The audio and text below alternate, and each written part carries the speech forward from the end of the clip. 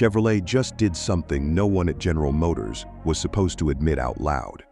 They brought a name back from the dead, and they did it without asking permission from nostalgia. I'm standing in front of it right now, and I still don't quite believe General Motors let this happen.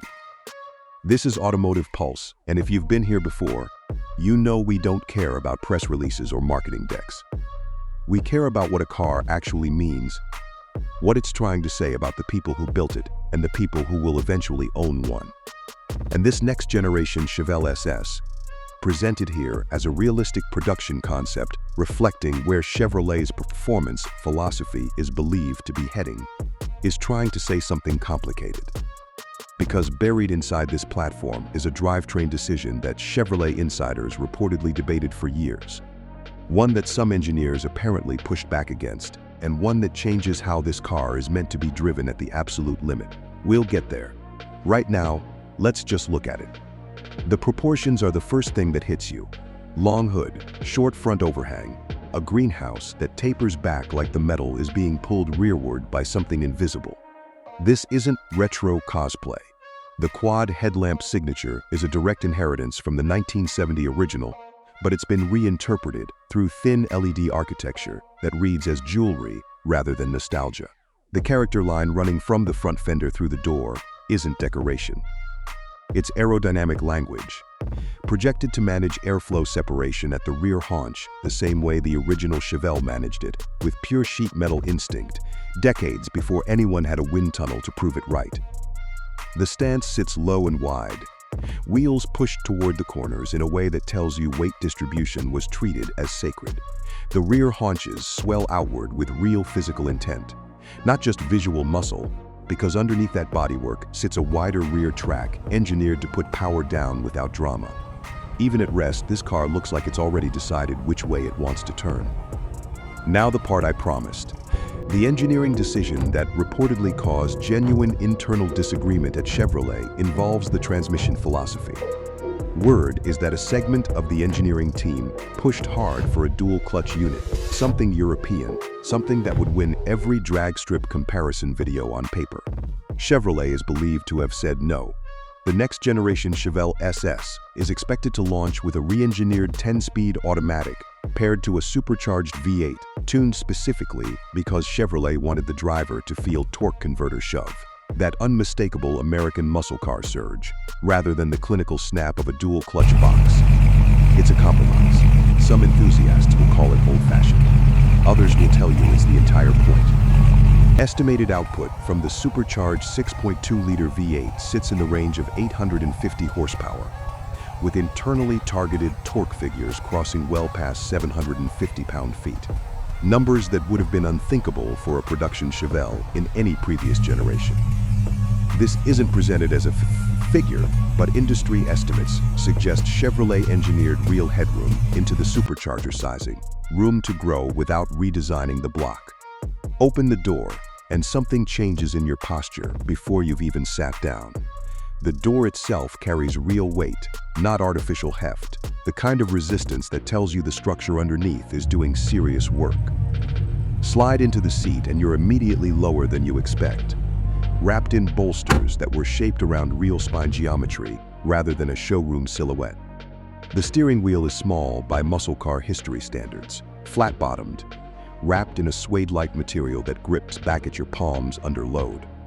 The materials avoid the trap so many modern performance interiors fall into. They don't try to convince you they're expensive.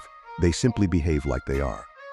Micro-perforated leather, exposed carbon weave that catches ambient light differently depending on where you're sitting, aluminum switchgear with actual mechanical resistance instead of capacitive nothingness. There's a faint scent of leather conditioning and warm electronics, the smell of something recently finished rather than recently unboxed. Close the door, and the cabin goes quiet in a way that feels almost wrong for a car wearing this badge.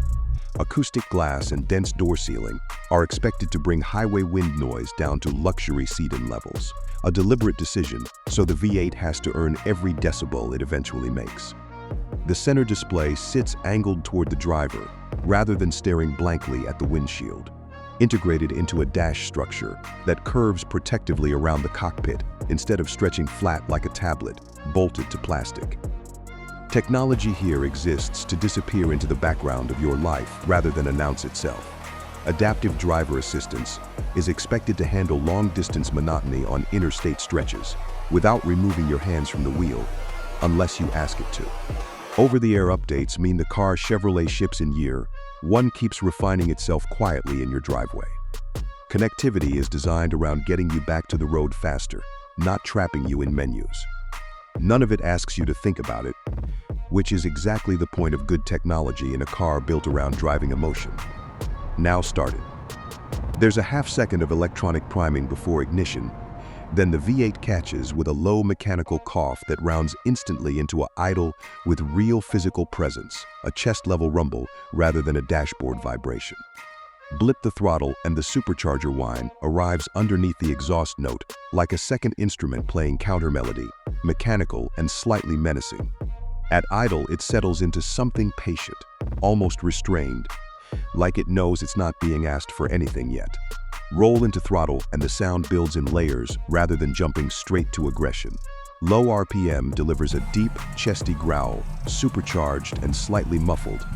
Exactly what a forced induction American V8 is supposed to sound like. Push past the mid-range and the exhaust character sharpens, shifting from muscular to genuinely violent, the kind of sound that reorganizes your priorities inside a helmetless cabin. Gear shifts under load land with a firm mechanical thud through the chassis.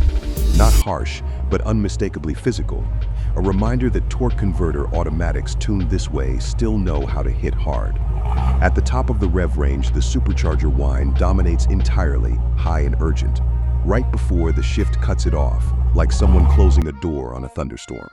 Cabin isolation holds remarkably well through all of this. Road texture and wind noise stay controlled even as the engine note becomes an event, which is precisely the kind of engineering discipline that separates a car that sounds expensive from a car that just sounds loud. The first few seconds of actual motion tell you everything about the chassis philosophy. Steering weight builds naturally off-center, rather than arriving artificially heavy from the first degree of input, communicating road surface texture through the wheel rim with a clarity that modern muscle cars have historically lacked. Throttle response feels immediate but not nervous, the kind of calibration that lets you meter power in traffic without lurching, then unleashes everything the moment you actually commit. Brake feel carries real initial bite, followed by progressive, trustworthy pressure, engineered around big 6-piston front calipers that are expected to resist fade even after repeated high-speed stops. A detail that matters more on a real mountain road than on any spec sheet. Suspension behavior stays composed over broken pavement, soaking up harshness without going soft. A magnetic ride damping system reportedly tuned to stiffen predictively rather than reactively. Chassis balance under hard cornering feels neutral rather than nose-heavy, a genuine engineering achievement for a car carrying this much V8 weight over the front axle. Seat support holds your torso through lateral loads without needing aggressive bolstering to compensate for a soft cushion, which tells you the geometry was solved correctly the first time, rather than patched afterward with foam. Pricing is expected to land in the range of $90,000 to $105,000, depending on configuration, a number that sounds significant until you actually experience what's underneath it. You're not just paying for horsepower here. You're paying for a company willing to argue internally about torque converter character in an era when almost every competitor defaulted to the easiest engineering answer available. You're paying for a badge that disappeared, came back, and refused to come back diluted. Emotionally, that's worth more than the number on the window sticker suggests. This isn't a segment disruptor chasing lap times, and it isn't a nostalgia trinket either. The next generation Chevelle SS is positioned as a modern muscle icon that refuses to apologize for prioritizing feeling over efficiency, engineered for people who still believe a car should argue with you a little before it agrees to go fast. This car was built for someone who has already owned the quiet, competent, forgettable version of performance and decided it wasn't enough. Someone who wants a machine with opinions, who reads a torque curve the way other people read a menu, who understands that a slightly imperfect transmission choice made for emotional reasons is more interesting than a perfect one made for a spreadsheet. It's built for people who still change their own oil occasionally, not because they have to, but because they want to stay close to the mechanism. The honest limitation here is real. That 10-speed automatic, wonderful as its torque converter shove feels, will lose outright acceleration numbers to dual-clutch rivals in a straight, sterile drag race. Chevrolet appears to have made peace with that trade, betting that feel matters more than 1/100th of a second on a timing slip, which is either the most romantic engineering decision of this decade or a genuine miscalculation, depending entirely on who you ask.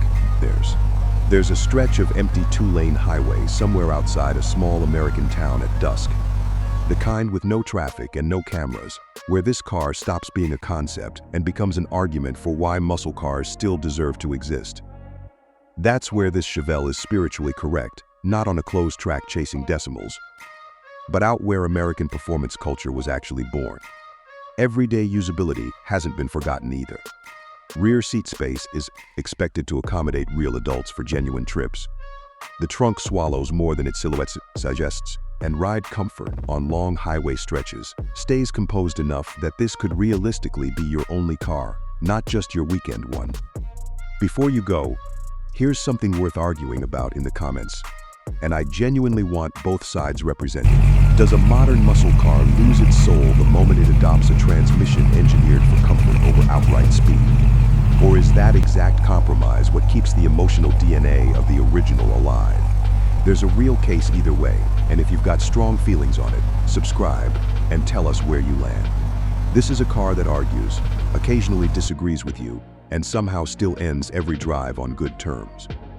The information presented in this video reflects current automotive industry insights, publicly available design trends, and realistic engineering analysis available at the time of writing. This vehicle is presented as a speculative next-generation concept and has not been officially confirmed by Chevrolet or General Motors. All specifications, performance figures, pricing, features, and production timelines discussed are estimates and projections only, subject to change, and should not be considered official until confirmed directly by the manufacturer.